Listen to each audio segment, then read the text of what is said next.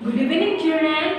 अच्छा, तो सभी अपने हिंदी बुक निकालो और पेज नंबर 70 निकालो। Page number 70। आज हम पेज नंबर 70 करेंगे। पहले पेज नंबर 70 में क्वेश्चन नंबर 2 करने वाले हैं। क्वेश्चन नंबर 2 और क्वेश्चन नंबर 3 दोनों। तो सभी अपना पेंसिल निकालो, फिर मैं ब्लैक बोर्ड में करके दिखाऊंगी। आपको देखना है कि मैं किस तरह से कराने वाली हूँ। क्वेश्चन नंबर 2 में कहा गया है सही जगह पर चंद्र बिंदु लगाइए। हाँ, यहाँ में कुछ शब्द दिया हुआ है, तो आपको क्या करना है, सही जगह पर चंद्र बिंदु लगाना है। तो किस जगह पर चंद्र बिंदु लगाना है मैं ब्लैक बोर्ड में लिख के दिखाने वाली हूँ। आप लोग देखो कि किस जगह पर चंद्र बिंदु लगाना है। ठीक है, तो question number 2 page number 70 question number 2 में पहला है कांच। कांच में चंद्र बिंदु दिया हुआ है। फिर है चटाई। चटाई, चटाई में श, इस श के ऊपर में आप क्या लगाएंगे, चंद्र बिंदु। श के ऊपर आपको चंद्र बिंदु लगाना है। फिर है गांठ। फिर है गांठ। गांठ में इस आ की मात्रा के दोनों के बीच में आपको चंद्र बिंदु लगाना है। फिर है कांटा। कांटा में भी इस आ की मात्रा के ऊपर आपको चंद्र बिंदु लगाना है। फिर है हौरा। हौरा, हौरा में भ के ऊपर आपको चंद्र बिंदु देना है। फिर है जचना। ज च नौ में आ की मात्रा, इसमें ज के ऊपर आपको चंद्र बिंदु देना है। फिर है तालिया। तालिया, तालिया में आपको य के ऊपर, या के ऊपर चंद्र बिंदु देना है। फिर है मांगना। मांगना, मांगना में आपको मां के ऊपर चंद्र बिंदु देना है। फिर है शूर। शूर में आपको 100 के ऊपर चंद्र बिंदु लगाना है। फिर है दांत। द में आ की मात्रा, इस तरह से आपको चंद्र बिंदु लगाना है। अच्छी तरह से देखो कि मैंने कौन कौन से शब्द के ऊपर में चंद्र बिंदु लगाया, आप लोग अच्छी तरह से देख लो। फिर इसी तरह से आपको अपने बुक में क्वेश्चन नंबर 2 करना है। ठीक है, इसी तरह से जैसे कि मैंने किया, पहला है चटाई, गांठ, कांटा, हौरा, जचना, तालिया, मांगना, शूर, दांत। इन सब के ऊपर में चंद्र बिंदु आप अच्छी तरह से लगाओ। ठीक है, क्वेश्चन नंबर 2 आपका हो गया। तो अभी आप देखो क्वेश्चन नंबर 3 देखो।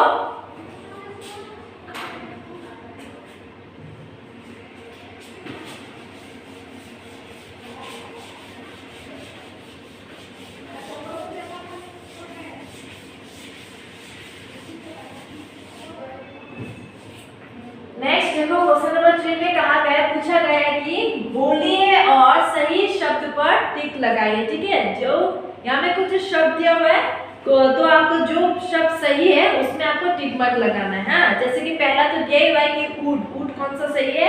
नेक्स्ट आपका क्वेश्चन 3 का सेकंड लाइन देखो, छाव। छाव जो है ये वाला छाव, मतलब फर्स्ट वाला छाव में आपको टिक मार्क लगाना है। जो चंद्र बिंदु इस शाह के ऊपर है उसमें टिक लगाओ। ठीक है, इसमें आप टिक मार्क लगाओगे।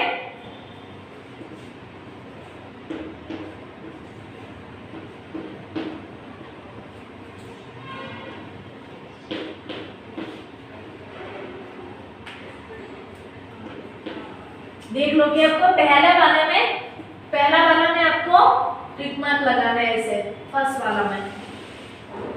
ठीक है, फिर है कुआ।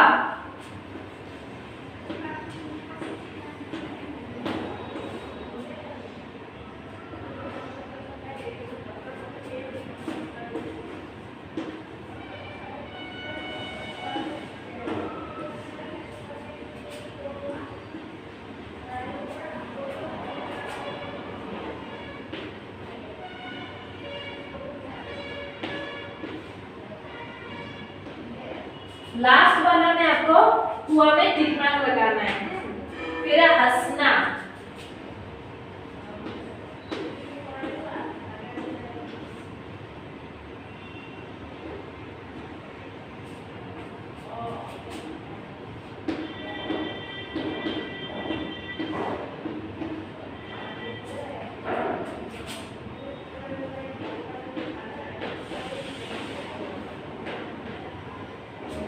हंसना में आपको पहले वाला में आपको टिक मार्क लगाना है। हाँ, ये भी देख लो क्वेश्चन नंबर 3 में क्या है, फर्स्ट हाउ ये वाला करेक्ट है, फिर कुआ का लास्ट वाला करेक्ट, टिक मार्क लगाओ लास्ट में, फर्स्ट में, लास्ट वाला में, फिर हंसना में पहले वाला में आपको टिक मार्क लगाना है, ठीक है। इसी तरह से क्वेश्चन नंबर 2 और क्वेश्चन नंबर 3 अपने हिंदी बुक में करने वाले हो, ठीक है, हिंदी बुक में करोगे। हो गया। तो अभी हम नेक्स्ट पेज नंबर 71 मतलब चैप्टर 14 पढ़ने वाले हैं। तो सभी पेज नंबर 71 देखो, चैप्टर 14।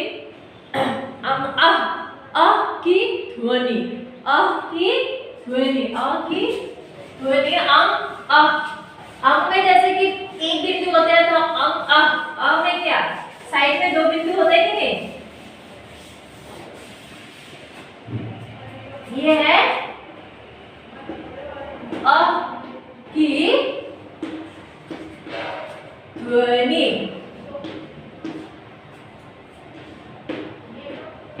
है कि नहीं, ये साइड में 2 बिंदु दिया जाता है।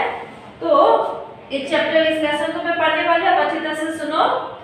अजय और आंचल, अजय और आंचल प्रातः चलकर जंगल में गए। उन दोनों को भूख लगी, अंततः उन्होंने भोजन किया। वे पुनः चलने लगे, अंततः अपने गांव में पहुंचे।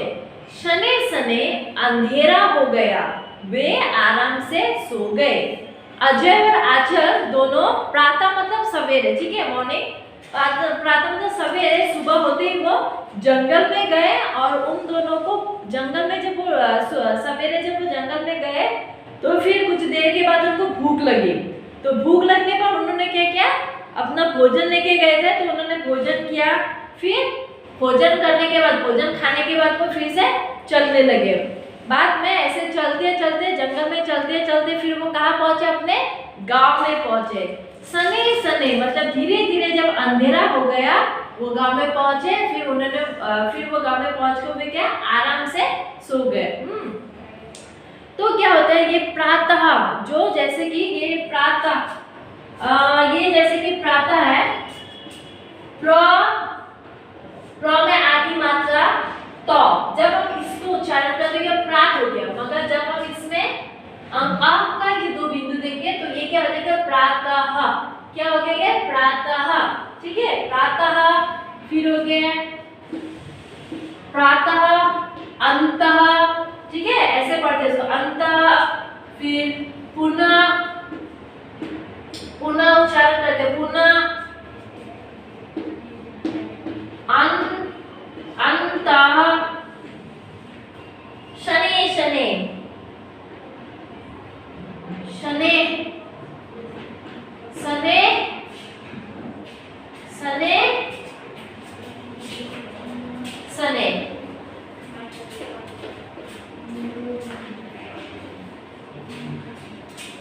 हाँ, ये आपको उच्चारण समझ में आया ना, जैसे कि प्रातः, जब प्रातः में 2 बिंदु आ जाएगा तो हो जाएगा प्रातः, अंतः, पुनः, अंतः, शने शने, ठीक है। प्रातः का मतलब है सुबह, अंतः का मतलब इसलिए, पुनः का मतलब दोबारा, फिर से, अंतः का मतलब आखिर में, शने शने मतलब धीरे धीरे, ठीक है।